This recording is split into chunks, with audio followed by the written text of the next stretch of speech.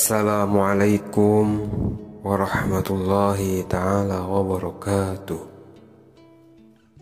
Alhamdulillahi rabbil alamin.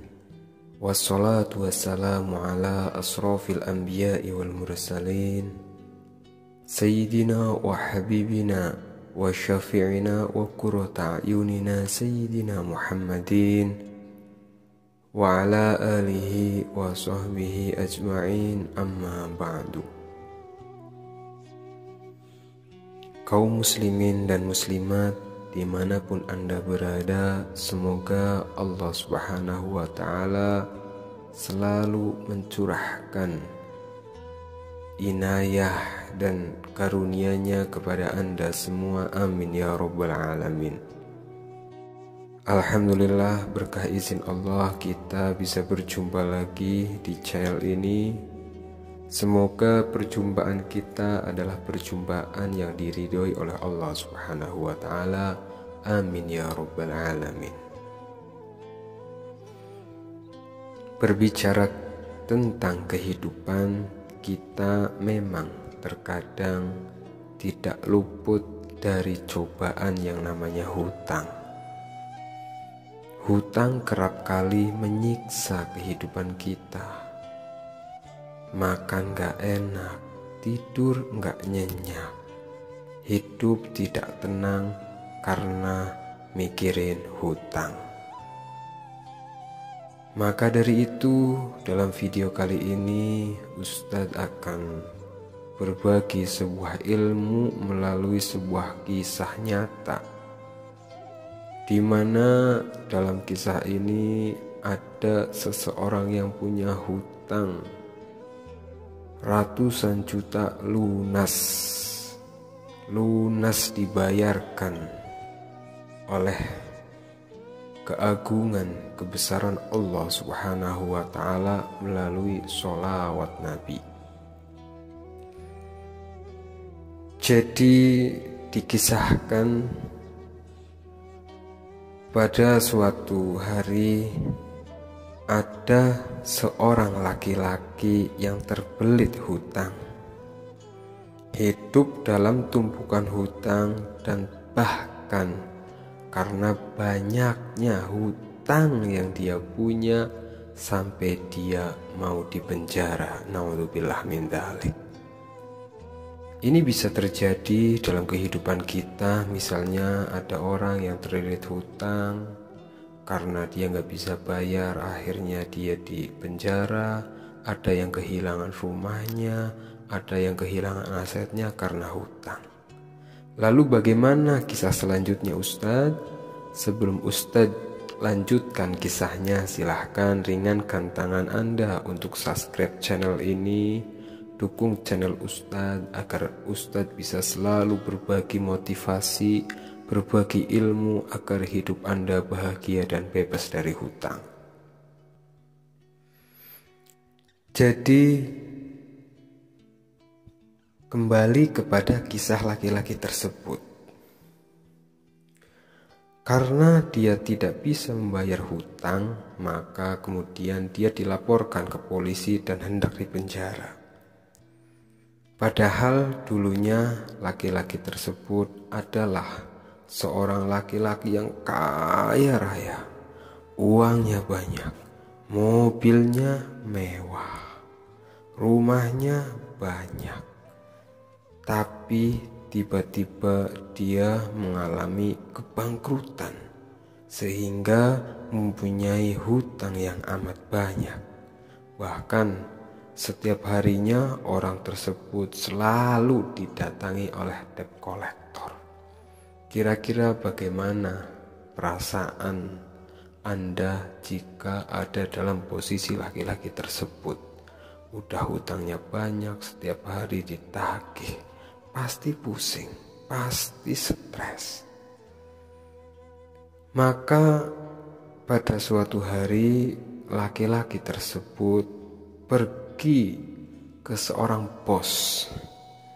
Jadi karena dia dulunya orang kaya, dia juga bos, punya kenalan bos lain. Dia datang ke orang kaya tersebut untuk meminjam untuk meminjam uang 500 juta. Untuk apa dia meminjam uang 500 juta itu? Untuk membayar hutang yang selalu ditagih setiap harinya. Jadi dia memutuskan untuk datang ke kawan lamanya yang seorang bos ini untuk meminjam uang guna membayar hutang yang lain. Kemudian karena orang ini sudah dikenal banyak punya hutang sana kemari, bos ini tanya, kira-kira kapan kamu mau melunasi hutang ini kalau saya pinjemin uang kisaran 500 juta. Kemudian orang yang banyak hutang ini menjawab, minggu depan pasti saya lunasi. Akhirnya apa? Akhirnya dia dapat pinjaman uang 500 juta dari bos tersebut. Tapi tidak ada satu hari uang 500 juta itu ya langsung habis. Untuk apa? Untuk membayar hutang dia yang lainnya, karena setiap hari ada orang nagih ke rumahnya. Jadi dia ibarat kata itu gali lubang tutup lubang. Hutang ke orang lain, kemudian untuk membayar hutang ke orang lain lagi. Akhirnya apa? Hari demi hari ternyata ekonomi orang tersebut bertambah sulit. Kondisi ekonominya kian terpuruk, bahkan hingga jatuh tempo yang katanya uang 500 juta tersebut akan dibayarkan pada minggu depan. Nah, sekarang sudah 1 minggu. Kemudian bos yang dihutangi itu datang ke rumah laki-laki tersebut. Bos itu bilang, ini sudah 1 minggu. Kamu sudah berjanji bahwa kamu akan melunasi hutangmu yang 500 juta. Sekarang saya tagih. Kemudian laki-laki itu menjawab, karena ekonominya sedang sulit, usahanya terpuruk. Laki-laki itu menjawab, demi Allah, saya sudah tidak punya apa-apa.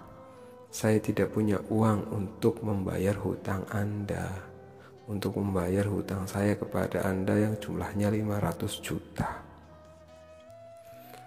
Ya, tentu bos yang itu meminjamkan uang ya jengkel,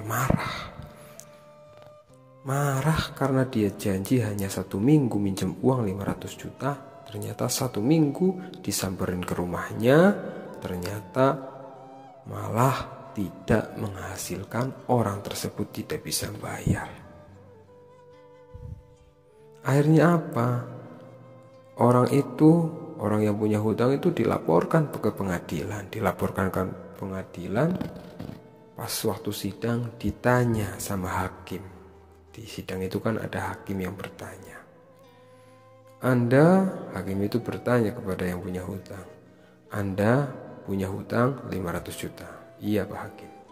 Anda berjanji akan membayarnya dalam waktu 1 minggu. Iya Pak Hakim. Kenapa Anda tidak membayar hutang Anda? Padahal ini sudah 1 minggu, kata Pak Hakim. Orang tersebut menjawab, demi Allah Pak Hakim, saya tidak punya apa-apa Pak Hakim. Akhirnya apa? Karena ini adalah kesalahan si penghutang, kesalahan dari orang yang berhutang.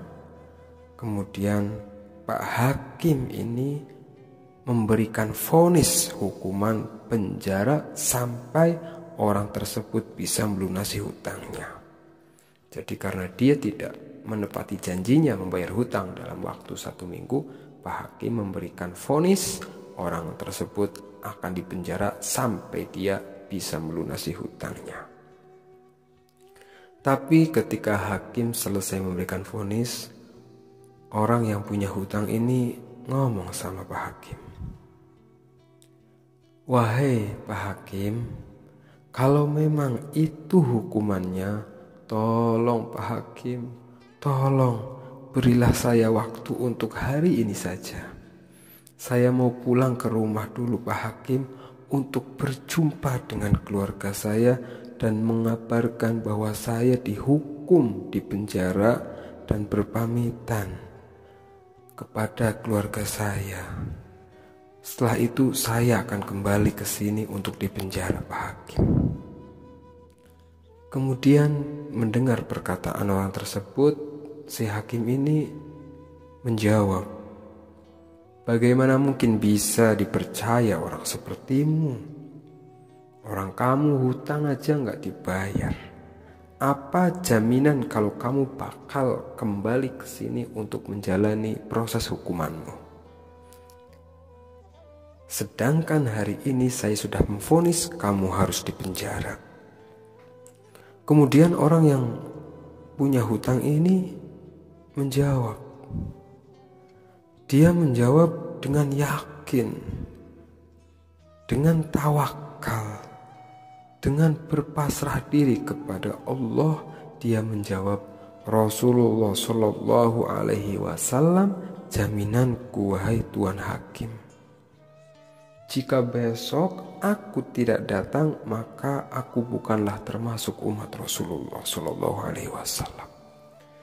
Subhanallah, mendengar jawaban orang yang punya hutang ini, Pak Hakim itu merasa kasihan, merasa terharu, tersentuh hatinya. Pak Hakim mendapat bahwa jaminannya adalah Rasulullah Shallallahu Alaihi Wasallam. Akhirnya apa?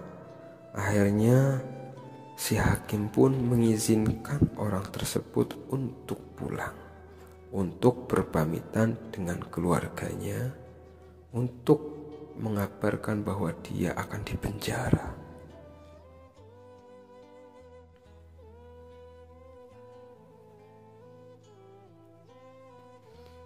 Ketika dia sudah sampai di rumah, orang yang punya hutang ini, dia bercerita kepada istrinya bahwa dia besok akan dipenjara.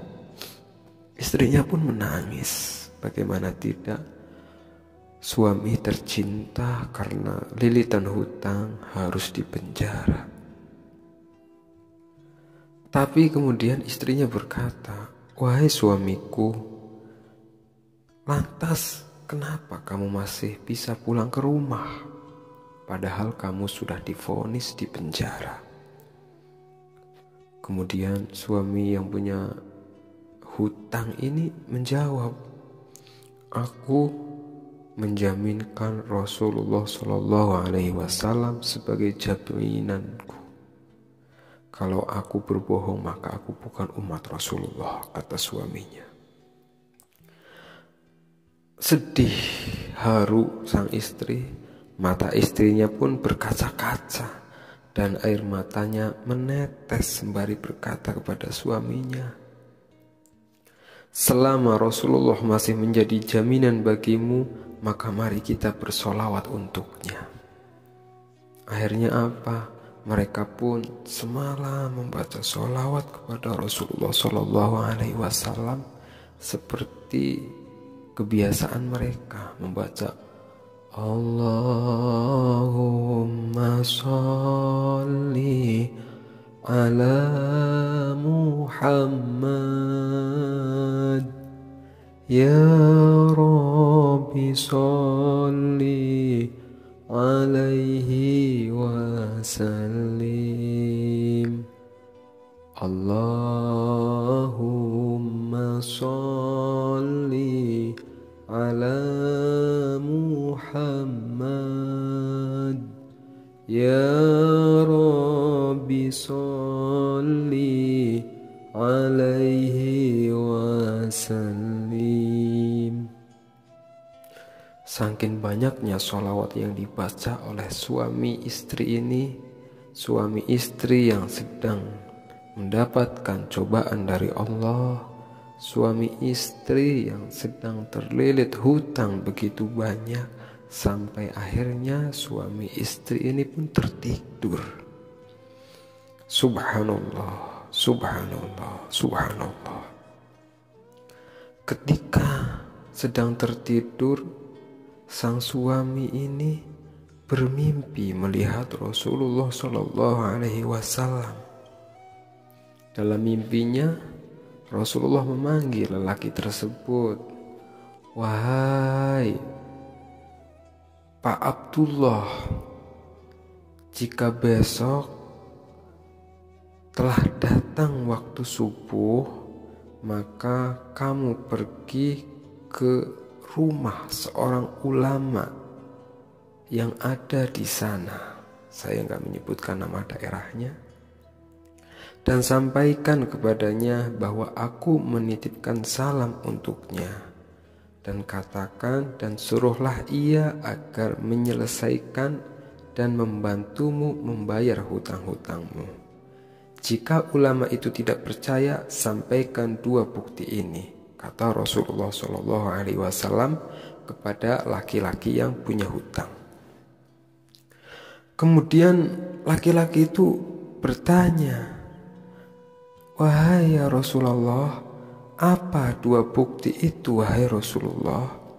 Rasulullah berkata, "Katakan padanya bahwa di malam pertama ia sudah membaca sholawat untukku 1000 kali. Dan di malam terakhir dia ragu dalam jumlah bilangan sholawat yang dibacanya. Sampaikan Pak Abdullah padanya bahwa ia telah menyempurnakan bilangan sholawatnya." Setelah bermimpi bertemu dengan Rasulullah Shallallahu Alaihi Wasallam dalam tidurnya, kemudian Pak Abdullah pun terbangun, dan pada pagi harinya ia pun bergegas untuk datang ke rumah ulama yang ditunjuk oleh Rasulullah Shallallahu Alaihi Wasallam dalam mimpinya. Sesampainya di rumah ulama tersebut, Pak Abdullah pun berkata, "Wahai Tuan, Rasulullah Shallallahu Alaihi Wasallam telah menitipkan salam untuk Anda dan meminta Anda agar menyelesaikan hutang-hutangku. Saya sedang dililit hutang, dan apabila saya tidak membayar hutang saya, maka saya akan dipenjara wahai ulama."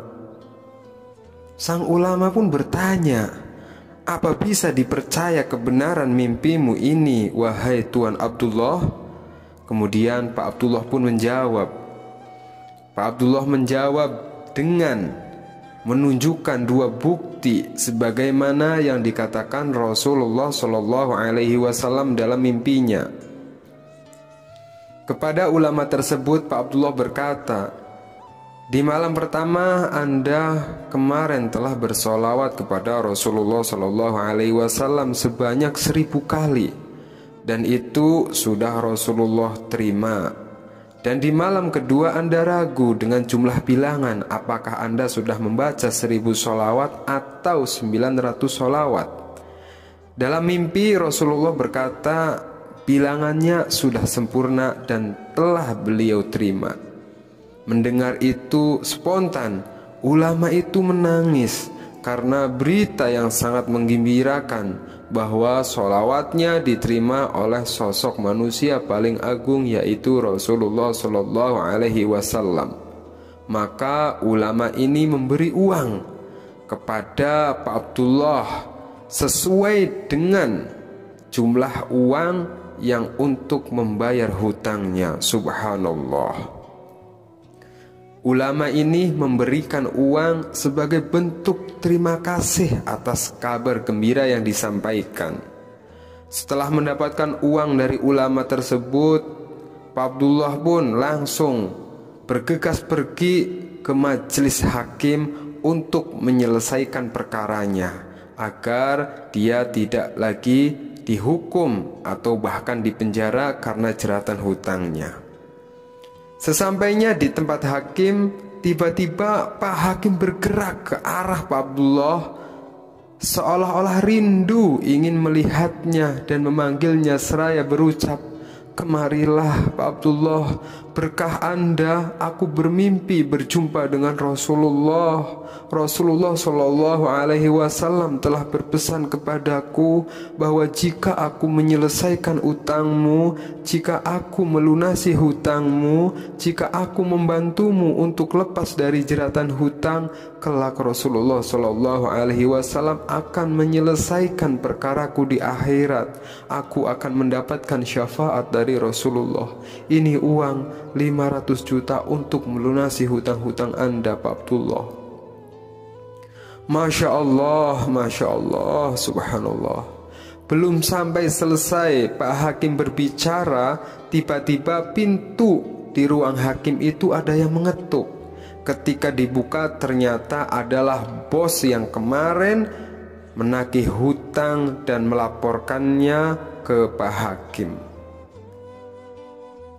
Ketika dibuka, dikira oleh Pak Abdullah bos ini mau marah-marah karena dikira dia tidak akan membayar hutangnya. Tapi begitu dibuka ternyata bos yang kemarin melaporkan hingga akan memenjarakan Pak Abdullah justru memeluk Pak Abdullah dengan pelukan yang sangat erat sambil berucap, "Berkah Anda Pak Abdullah, saya mimpi berjumpa dengan Rasulullah.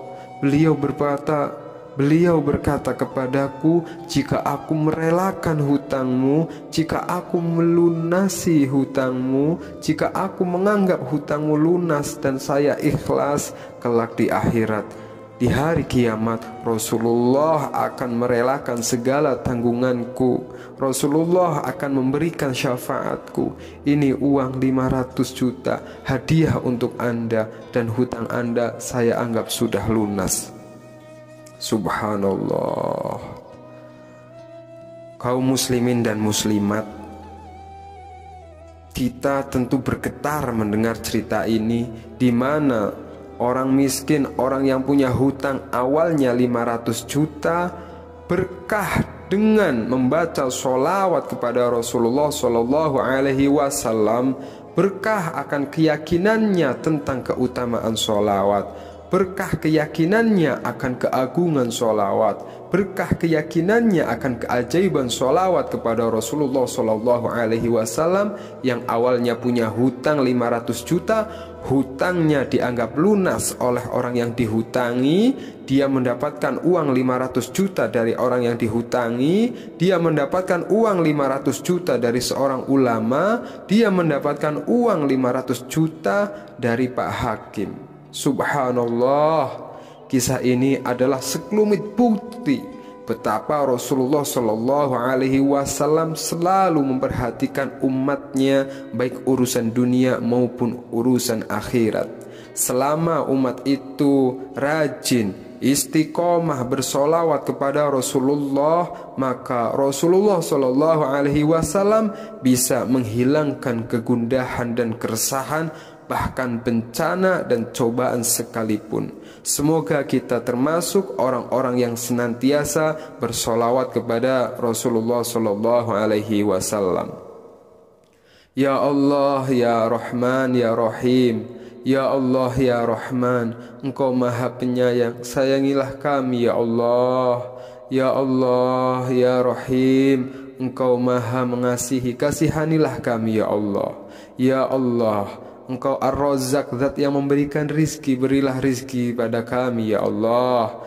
Ya Allah, Ya Ghani, Engkau Maha Kaya, maka berikanlah kami kekayaan ya Allah.